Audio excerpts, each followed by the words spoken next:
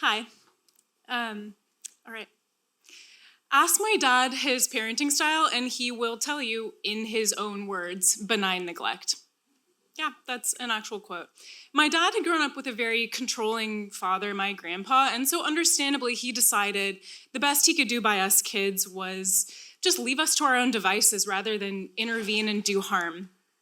So instead of like any kind of active parenting, what he really leaned into was jokes. And by the time I was a teen girl, this got pretty old. I was really sick of dumb nicknames and all these silly jokes again and again. They really had created this wall between us that I could never break through with him as much as I tried. So I stopped trying, and it became easier to just try to meet him on his own terms.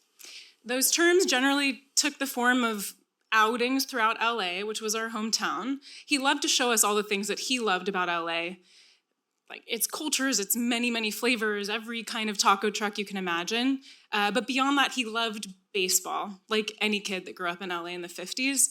He loved the Dodgers so much, and we went to many, many games over the years.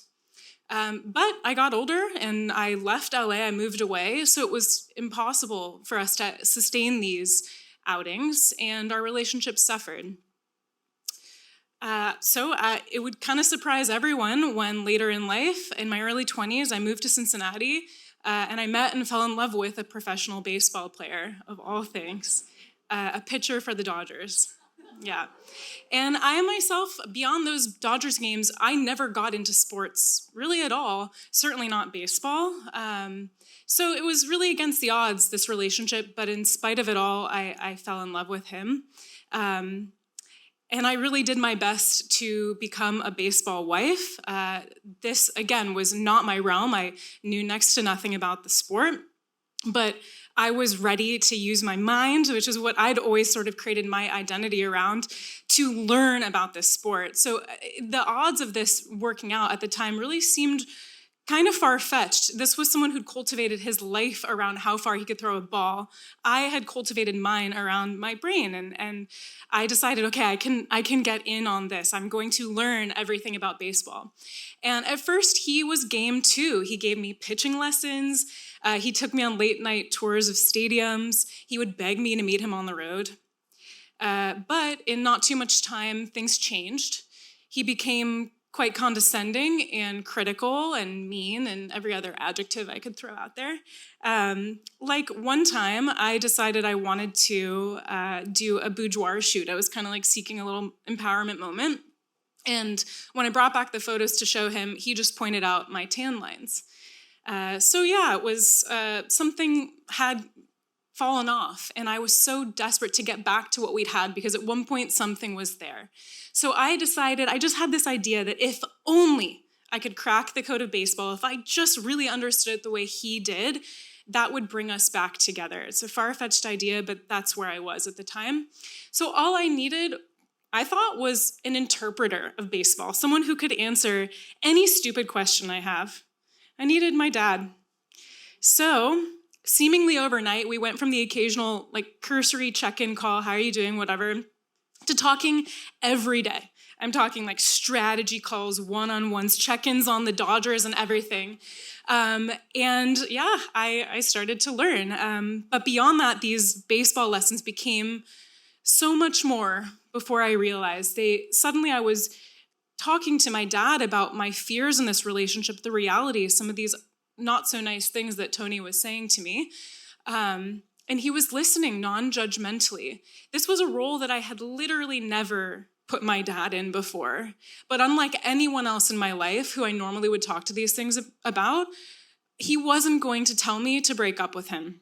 That's the whole benign neglect thing again, right? But thanks to him, I had at least one person in my life that I was actually telling the truth to. So that year, the Dodgers went to the World Series. You can imagine my dad was pretty stoked. Even I got pretty excited too. So as I mentioned, I was living in Cincinnati, but I flew back to LA to take my dad to Game 1 at Dodger Stadium, which was helping him achieve a lifelong dream that he'd always had since he was a kid. It was really, really special to be able to take him. Fast forward a week. I didn't know that the World Series is 7 games. I'll share that with you now. The Dodgers made it to Game 7. So we're talking a Game 7 tiebreaker that was going to be at home in LA. And my dad was so excited. This was all he was talking about for like those 48 hours. And I decided I was going to sit this one out. I have a job, I have dogs, I have a life. I'm in Cincinnati. But I got him tickets and set him up. So I walk into work the morning of Game 7, and I'm business as usual until I sit down at my desk, and man, it just felt wrong. My dad, I was thinking about him. He's on his way to Dodger Stadium. Maybe he's already seated in his seat.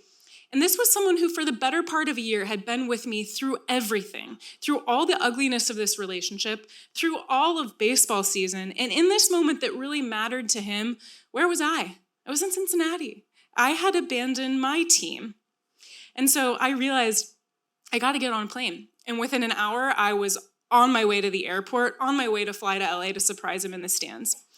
When I got to Dodger Stadium, I literally sprinted through the labyrinth that is that stadium.